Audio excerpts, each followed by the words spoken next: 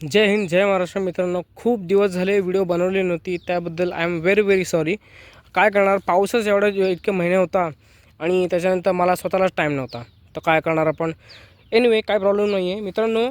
ऑक्टोबरमध्येच आपल्या ज्युपिटरचे 6,000 किलोमीटर पूर्ण झालेले आहेत आणि ऑफकोर्स आत्ता ऑलमोस्ट 7,000 किलोमीटरला टच होणार आहे गाडी. तिसरी सर्व्हिसिंग झालेली आहे आणि या गाडीमध्ये काय काय चेंजेस झाले, सर्व्हिसिंग कॉस्ट किती आली, सर्व्हिसिंगमध्ये काय काय केलं, या सगळ्या बाबतीत आपण डिटेलमध्ये चर्चा करणार आहोत आणि तुम्हाला मी प्रॉपर अपडेट देणार आहे की ही गाडी आत्ता कशी चालते आणि आत्ता मला काय परफॉर्मन्स देते आणि काय मायलेज वगैरे सगळं काय सांगेन. ठीक आहे. तर जर का तुम्हाला ही गाडी आत्ताच्या डेटमध्ये घ्यायची असेल तर हा व्हिडिओ आवर्जून पहा आणि पूर्ण बघा, जेणेकरून तुम्हाला सगळं काही अपडेट्स कळतील की ही गाडी कशी आहे, रोडवर कशी चालते, नॉर्मल मातीच्या रस्त्यांवर कशी चालते आणि हायवेला कशी चालते. तर मित्रांनो, व्हिडिओला सुरुवात करतो आहे. ओके मित्रांनो, या गाडीच्या इंजिनबद्दल बोलून घेऊया. थर्ड सर्व्हिसिंग झाल्यानंतर या गाडीचे इंजिन जे आहे ते कसं काम करतं आहे. तर मित्रांनो, जास्त काही चेंजेस मला जाणवत नाही आहेत. रिफाईनमेंट थोडीशी जास्त झालेली आहे, कारण की हे जे इंजिन आहे ते थर्ड सर्व्हिसिंगनंतर प्रॉपर सेट झालेलं आहे. त्या हिशोबानुसार मला या गाडीचा जो परफॉर्मन्स आहे तो ठीकठाक मिळतो आहे. आता तुम्हाला व्हायब्रेशनचं सांगू तर व्हायब्रेशन मला मिड रेंजमध्ये जर का आपण 40-50च्या दरम्यान चालवले ना तर 0 व्हायब्रेशन्स आहेत. 55च्या वरती हलकेच व्हायब्रेशन्स आहेत आणि 65+ गेली ना, जर का आपल्याला प्रॉपर मोठा रस्ता मिळाला आणि आपल्याला 65 करून ठेवायचीच आहे तर मात्र या गाडीमध्ये थोडे व्हायब्रेशन आपल्याला झेलावे लागतील. बाकी इनिशियल स्टेजला इनिशियल स्पीड्सना एवढा काही खास फरक नाही पडत आहे, ठीकठाक चालते आणि ऑब्व्हियसली ही गाडी त्यासाठी जास्ती करून परफॉर्म्ड आहे, प्रोग्रॅम्ड आहे. तर त्या हिशोबाने मला वाटतं जर का तुम्हाला या गाडीला डेली कम्युटसाठी घेऊन जायचं असेल, लाँग टूरला घेऊन जायचं असेल तर जाऊ शकतं, एवढा काही इश्यू होणार नाही. फक्त हायर स्पीड्सना थोडेसे व्हायब्रेशन आपल्याला झेलायला लागतील, बस. बाकी काही इश्यू नाही आहे. बाकी मित्रांनो, आता मी या गाडीचा मायलेज सांगतो. थर्ड सर्व्हिसिंगनंतर या गाडीचा मायलेज किती वाढला आहे. तर मित्रांनो, आता थर्ड सर्व्हिसिंगच्या आधी मला एक 55पर्यंत देत होती. आता up to 57 kilometres per litre मला असा मायलेज या गाडीमधून मिळतो आहे. त्यामुळे बघायचं झालं तर खूप चांगला मायलेज आहे. फक्त याच्यामध्ये एक अपवाद आहे. सिटीमध्ये हे नाही म्हटलं तरी एक 45 ते 50पर्यंत द्यायला पाहिजे, ती फक्त आणि फक्त मला 40 ते 42पर्यंतच मायलेज देते. बघायचं झालं तर जुन्या गाड्या ज्या होत्या त्या 45+ द्यायच्या, पण ही गाडी एवढी ॲडव्हान्स असूनसुद्धा, हे इंजिन एवढं रिफाईंड असूनसुद्धा मला या गाडीमध्ये फक्त आणि फक्त सिटी मायलेज 40 ते 42पर्यंत मिळतो आहे, जो थोडासा डिसअपॉइंटिंग आहे. आता काय तर मित्रांनो, आता मी तुम्हाला सांगतो या गाडीचा हायवे परफॉर्मन्स कसा आहे. तर जसं मी तुम्हाला बोललो की व्हायब्रेशनच्या बाबतीत, की जर का तुम्हाला 65+ ठेवायचं असेल तर व्हायब्रेशन झेलायला लागतील, तर ते खरं आहे. 110 CC आहे, त्यामुळे आपण जास्त काय बोलू शकत नाही. पण जर का तुम्हाला 0 व्हायब्रेशन पाहिजे असेल तर मात्र 45 ते 50च्या दरम्यान आपल्याला ठेवायला लागेल, जास्तीत जास्त 55. ठीक आहे. त्याच्या पुढे गेलं ना तर थोडंसं आपल्याला कॉम्प्रोमाइज करायला लागतं कम्फर्ट. बाकी मित्रांनो, आता तुम्हाला या गाडीचा हायवे कम्फर्ट तुम्हाला सांगतो. तर मित्रांनो, जर का रस्ता असा असेल, ठीक आहे, असा मातीतला रस्ता असेल तरी काही हरकत नाही. त्याच्यानंतर दगडधोंड्यांचा रस्ता असेल तरीही काय हरकत नाही. आणि जर का तुम्हाला चांगला डांबराचा रस्ता मिळाला तर मग काय हरकतच नाही आहे, बरोबर. ते आपल्याला कॉमन माहितीच आहे. मग कोणत्याही टाईपची गाडी असेल तर ते कम्फर्टेबल चालणार आहे. तर मित्रांनो, या गाडीचे सस्पेन्शन आहेत ना, ते स्पेशली ह्या अशा रोडसाठी जास्त डिझाईन केलेले आहेत. जे मातीचे रस्ते असेल, दगडधोंड्यांचे रस्ते असतील, थोडंसं ऑफ रोड एरिया असेल तर जरा चांगले सस्पेन्शन कम्फर्ट देतात आपल्याला. पण मित्रांनो, जसा आपल्याला सिमेंटचा रस्ता आला ना तर हे सस्पेन्शन एवढे स्टिफ होऊन जातात की काम करणं सोडून देतात. पूर्ण कमरेचं पूर्ण डोक्यापर्यंत तो शॉक जातो आपल्या आणि मग इरिटेट होतो आणि लवकर माणूस थकतो. तर मला असं म्हणायचं आहे की येणाऱ्या पुढच्या जनरेशन्समध्ये, आता ही लेटेस्ट जनरेशन ज्युपिटर आहे, तर पुढची जी येणार आहे त्याच्यामध्ये सस्पेन्शन जरा चांगले दिले तर चांगलं होईल. मित्रांनो, आता या गाडीचं जे थर्ड सर्व्हिसिंग झाली त्याबद्दल जरा डिस्कस करूया.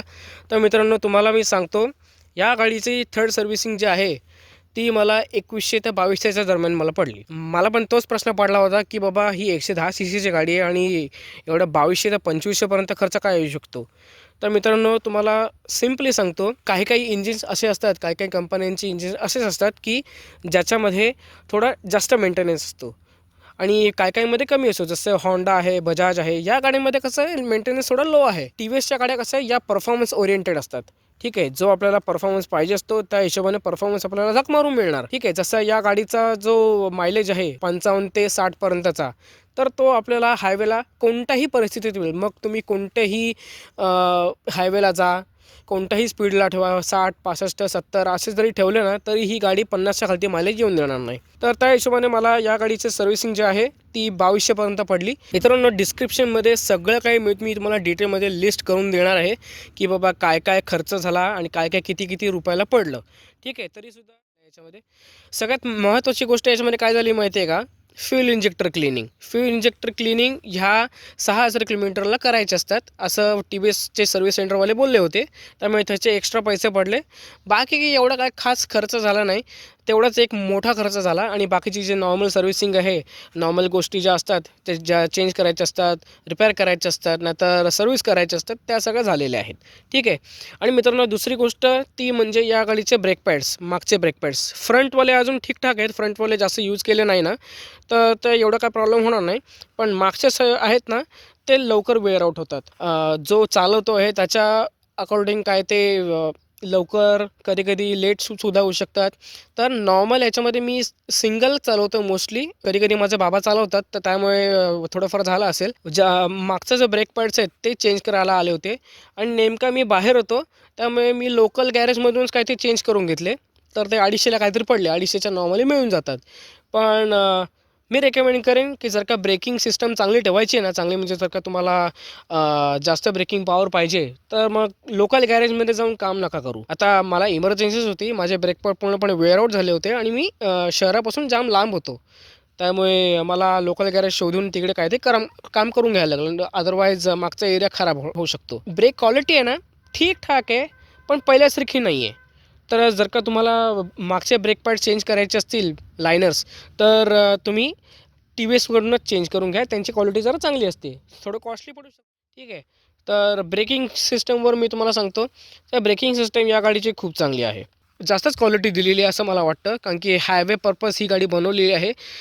ॲटलिस्ट 60-70वर चालण्यासाठी ही बनलेली आहे. ठीक आहे.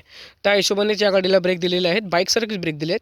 तर ते मला खूप चांगलं वाटलं. अदरवाईज आपण बाकीच्या जुन्या स्कूटीजकडे बघतो तर त्याचे ब्रेक क्वालिटी एवढे काय खास नसते, बरोबर. तर या गाडीमध्ये ब्रेक क्वालिटी खूप चांगली आहे. माझं असं म्हणणं आहे, आता रोड्स खूप फास्ट झालेले आहेत, त्या हिशोबाने पुढच्या जनरेशनमध्ये ॲटलिस्ट सिंगल चॅनल एबीएस तरी आलाच पाहिजे. तुमचं काय मत आहे ते तुम्ही मला कमेंट सेक्शनमध्ये मला नक्कीच सांगा. मित्रांनो, आता पुढची गोष्ट म्हणजे या गाडीचा हेडलाईट. या गाडीचा हेडलाईट खूपच जास्त चांगला आहे. रिफ्लेक्टर सेटअप आहे, LED रिफ्लेक्टर सेटअप आहे. तर या गाडीचा हेडलाईट खूप चांगला आहे. मी हेडलाईट ॲडजस्टमेंटची व्हिडिओसुद्धा अपलोड केलेली आहे. जर का तुम्हाला तो बघायचा असेल तर लिंक मी डिस्क्रिप्शनमध्ये आणि आय बटनवर देतो आहे. हा खूपच जास्त चांगला आहे. म्हणजे जर का अगदीच डार्क असेल ना एरिया तर मात्र खूप तो चांगला ग्लो करून टाकतो. आणि अप्पर खूप चांगले आहे. पूर्ण क्रीटा बलेनोसारखा याचा अप्पर आहे. समोरच्याचे डोळे पूर्ण फाडूनच ठेवेल असा हा अप्पर आहे. हेडलाईट खूप चांगलं आहे. फक्त याला एक अपवाद आहे, रोड ओला नसला पाहिजे. आता या पावसाळ्याचे दिवस जे चालू होते त्याच्यामध्ये मी जेजूरला गेलो होतो, रात्रीचं ट्रॅव्हल केलं होतं. तर या हेडलाईटमध्ये ओला रोड एवढा काय खास दिसत नाही. सिमेंटचा रोड असेल तरी एक वेळ ठीकठाक आहे, पण डांबराचा रोड जर का ओला असेल तर मग पूर्ण आंधळ होऊन जातो माणूस. पूर्ण आंधळ आहे, याचा काय उपयोग नाही. ठीक आहे. हॅलोजन थोडासा पॉवरफुल असता तर कदाचित थोडंसं दिसलं असतं, पण या LED जरा कमी पडतो. अदरवाईज विजिबिलिटी खूप चांगली आहे. आणि जर का तुम्हाला लाँग जर्नी करायचं असेल तर फॉग लॅम्प वगैरे हे लावणं मस्टच आहे, कारण की लाँग रेंजपर्यंत जर का आपल्याला बघायचं असेल, रात्रीचं ट्रॅव्हल करायचं असेल तर मग ते आहे गरजेचं. मित्रांनो पुढची आता पुढची गोष्ट म्हणजे या गाडीचे मिरर्स. या गाडीचे मिरर्स आहेत ना मित्रांनो, ते काय माहीत नाही का मला आवडले नाही. तुम्हाला काय वाटतं याच्याबद्दल ते मला सांगा, कारण की ना विजिबिलिटी खूपच कमी आहे. रिअर व्ह्यू विजिबिलिटी ना खूपच कमी आहे याच्यामध्ये. नॉर्मल यूजसाठी ठीक आहे, पण जर का तुम्हाला हायवेला गाडी चालवायची आहे तर मात्र हे काय कामाचे नाहीत. मिरर्स मी पुढे मागे चेंज करून टाकणार आहे. सध्या वेळच मिळत नाही म्हणून मी काय बोलत नाही आहे काही. पण पण आता US अंडर सीट स्टोरेजमध्ये ज्याला आपण डिक्की म्हणतो, तर मित्रांनो या गाडीची डिक्की बऱ्यापैकी चांगली असं मी म्हणेन. बऱ्यापैकी म्हणजे डीमार्टचं जे नॉर्मल सामान असतं, दोन पिशव्या धान्याच्या त्या आरामात तिथं बसतील. 4-5 चिप्सचे पॅकेट, 2-3 मॅग्या आरामात बसतील. आणि बाकीचं उरलेलं सामान काय ते इथे अंडर हे इथे बाहेर स्टोरेजमध्ये, ते आपण आरामात यूज करू शकतो, काय प्रॉब्लेम नाही आहे. फक्त मित्रांनो जेव्हा आपण सीट लावतो ना, जेव्हा आपण गच्चं सामान भरतो आतमध्ये, तेव्हा ना हे जे आहे ना हा वाला एरिया, आता तुम्हाला दिसतो की नाही माहीत नाही, या साईडून दाखवतो, या साईडून मे बी दिसेल तुम्हाला. तर मित्रांनो हा जो असा एरिया आलेला आहे ना, हा असा, तर तो ना इथे लागतो. आणि तर काही इथे पिशवी वगैरे काय असेल, जसं सपोज ही अशी पिशवी ठेवली मी, तर भरलेली पिशवी असेल ना, तर हे पूर्ण फाडून टाकतं, ते पूर्ण पिशवीला फाडून आतमध्ये जातं. कारण की हे पूर्ण टाईट बसण्यासाठी इथे असं हे व्यवस्था केलेली आहे. आणि ऑफकोर्स मला वाटतं आहे अँटी थेफ्ट सिस्टम आहे. कारण की हे बघा, इथून जर काही कोणी उघडण्याचा प्रयत्न केला तर इथे जास्त काय गॅप बिप काही दिसत नाही आहे. तर त्याच्यासाठी मे बी किती केलं आहे. पण ह्या एक डिसएडव्हान्टेजसुद्धा आहे. मोस्टली जर का तुम्हाला पिशव्या वगैरे ठेवायचं असेल तर इथे नाही तर इथे मधोमध जास्त काय ठेवायचं नाही, अदरवाईज पूर्ण फाडून टाकेल ते इकडचा एरिया. तो एक इश्यू आहे. बाकी काही इश्यू नाही आहे. बाकी सीट क्वालिटी वगैरे ठीकठाक आहे.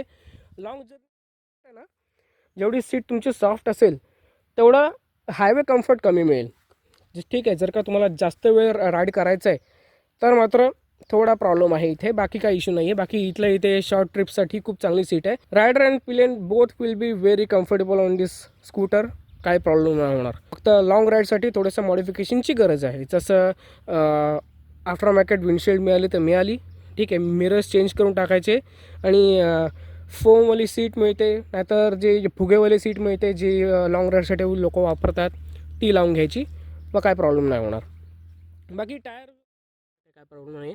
तर मित्रांनो हे बघा, हा जो पॅटर्न आहे ना, तो हायवेसाठी जास्त कम्फर्टेबल आहे असं मी म्हणेन. हायवेसाठी, ओल्या रस्त्यांसाठी.